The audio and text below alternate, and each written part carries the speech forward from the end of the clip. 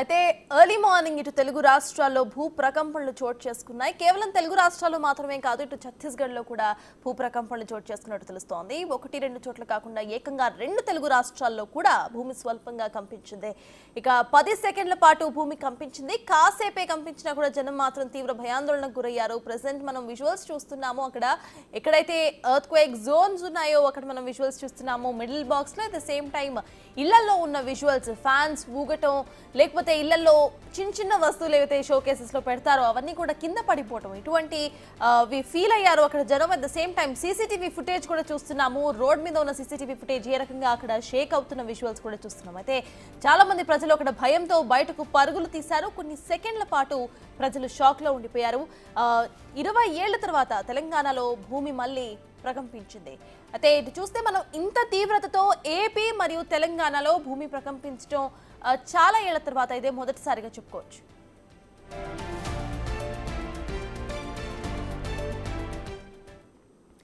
ఇదే అంశంపై పూర్తి డీటెయిల్స్ మా ప్రతినిధి శివ విజయవాడ నుండి లైవ్ లో అందించడానికి సిద్ధంగా ఉన్నారు. శివ, చెప్పండి, అసలు అప్డేట్స్ ఏంటి? ఇందాక మీరు చెప్పినట్టు కొంతమంది అయితే అక్కడ గమనించారు భూమి ప్రకంపించడం. అయితే generally Vijayawada earth quake free zone గా చెప్పుకుంటూ ఉంటారు. అసలు సడన్ గా ఇటు ఎర్త్ క్వేక్స్ రావడానికి కారణం ఏంటి? అసలు అప్డేట్స్ ఏంటి?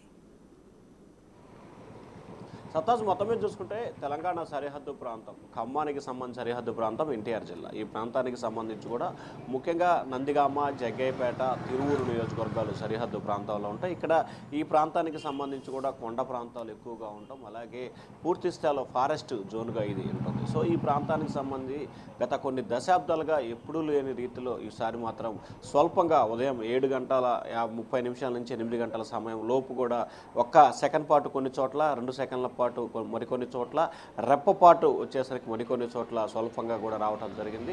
చాలా ఇళ్లలో సామాను కిందకి పడటం, మరికొన్ని ఇళ్లలో బీరువాలు షేక్ అవటం, ఫ్యాన్లు ఊగటం, అలాగే ఒక రకమైన షివరింగ్ వచ్చిన పరిస్థితి అయితే ప్రధానంగా కనిపించింది. అయితే దీనికి సంబంధించి అధికారులు వెంటనే అప్రమత్తమయ్యే చర్యలు తీసుకునే ప్రయత్నాలు అయితే చేశారు. కానీ ఒక్కసారిగా ఎక్స్పెక్ట్ చేయకుండా ఈ రకంగా రావడంతో కూడా ముఖ్యంగా తెలుగు రాష్ట్రాల ప్రజలైతే ఒక ఆందోళన, అయోమయం, భయానికైతే గురైన పరిస్థితి కనిపిస్తుంది. అయితే ఇప్పటికే ఆ ప్రాంతం అంతా కొంత తేరుకుంటున్న పరిస్థితి కనిపిస్తూ ఉంది. ఇప్పటికే అంటే ప్రధానంగా చూసుకుంటే ఆస్తి, ప్రాణానికి సంబంధించి ఏ రకమైన నష్టం లేదని చెప్పి కూడా అధికారులు ఇప్పటికే అంచనా వేస్తున్నారు. కానీ ఎప్పుడు లేని రీతిలో ఒక్కసారిగా ఈ ప్రాంతంలో ఈ స్థాయిలో కూడా భూకంపం రావడంతో కూడా ప్రజలు, ఇటు అధికారులు ఆందోళన, అలజడైతే గురవుతున్న పరిస్థితి కనిపిస్తూ ఉంది. సత్తాజ్.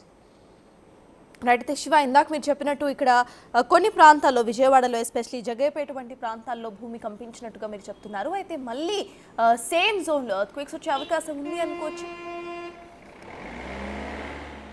ఖచ్చితంగా, అంటే ఎక్కడ ఈ షివరింగ్ వస్తుంది, ఎక్కడ భూకంపం వస్తుంది అనే దానికి సంబంధించి ఎగ్జాక్ట్లీగా అంచనా వేస్తున్న పరిస్థితి కనిపించింది. కానీ ముఖ్యంగా ఖమ్మం అలాగే ఎన్టీఆర్ జిల్లా, ఈ 2 జిల్లాలకు సంబంధించి కూడా భూమి స్వల్పంగా కల్పించిన పరిస్థితి కనిపించింది. అటు ఖమ్మానికి సరిహద్దుగా ఉన్న మహబూబ్నగర్, అంటే ఉమ్మడి మహబూబ్నగర్ జిల్లా ప్రాంతాల్లో, అంటే ప్రత్యేకంగా మనం చెప్పుకోవాలంటే ఇటు ఏపీ కానీ తెలంగాణకి సంబంధించి 2 నుంచి 3 జిల్లాలకు సంబంధించి మాత్రమే స్వల్పంగా భూ కంపించిన పరిస్థితి కనిపించింది. అయితే ఉదయం 7:50 తర్వాత మాత్రమే ఎట్ ఏ టైం అటు ఏపీలో కానీ ఇటు తెలంగాణలో కానీ 2 చోట్ల కనిపించిన పరిస్థితి కనిపించింది. ఇటు జగ్గయ్యపేటకు సంబంధించి ఏపీ తెలంగాణ సరిహద్దు ప్రాంతం కావడంతో కూడా, అలాగే పులిచింతల ప్రాజెక్టు పూర్తి స్థాయిలో ప్రజలకి 2 రాష్ట్రాలకు సంబంధించి కూడా సాగునీరు కోసం వినియోగిస్తున్న ప్రాజెక్టుకు సంబంధించి పులిచింతల ప్రాజెక్టు. సో ఈ ప్రాజెక్టుకు సంబంధించి కూడా పూర్తి స్థాయిలో ఉన్న ప్రాంతంలో ఆ ప్రాజెక్టుకి ఆ వైపు, ఈ ప్రాజెక్టుకి ఈ వైపు, అంటే అటు ఏపీ వైపు ఇటు తెలంగాణ వైపు 2 చోట్ల కూడా ఎట్ ఏ టైం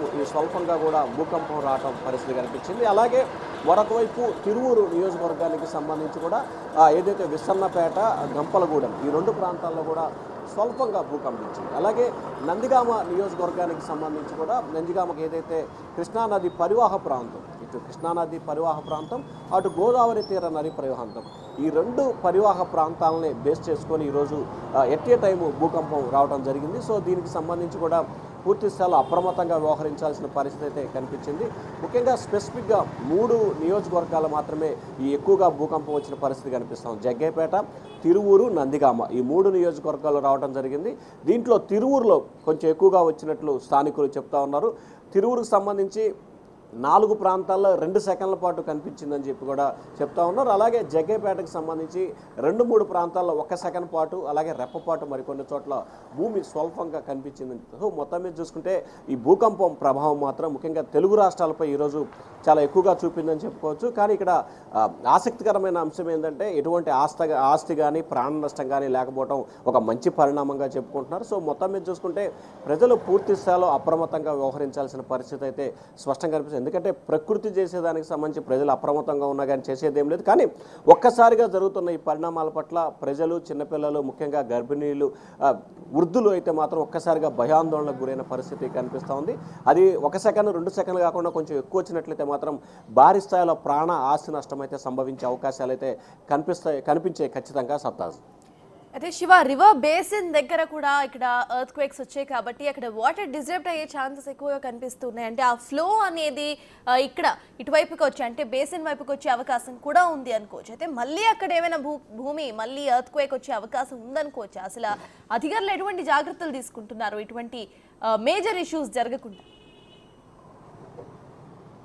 అంటే ప్రధానంగా చూసుకుంటే ఏదైతే ప్రధానంగా భూకంప నివారణకి సంబంధించి అధికారులు అప్రమత్తం చేయాల్సిన పరిస్థితి కనిపిస్తూ ఉంది. కానీ ఏ రకమైన జాగ్రత్తలు తీసుకున్నా కానీ అది ప్రకృతి సహజంగా వచ్చే పరిస్థితి కాబట్టి దాన్ని నివారించడం అయితే చాలా కష్టం. కానీ ముఖ్యంగా చూసుకుంటే ఏదైతే ముఖ్యంగా ఇళ్లలో కానీ లేకపోతే రోడ్లపై కానీ షాపులకు సంబంధించి కానీ పైన ఉన్న వస్తువులు కానీ లేకపోతే మీద పడకుండా సైడ్ ఎలక్ట్ చేయడానికి అయితే అవకాశం ఉంటుంది.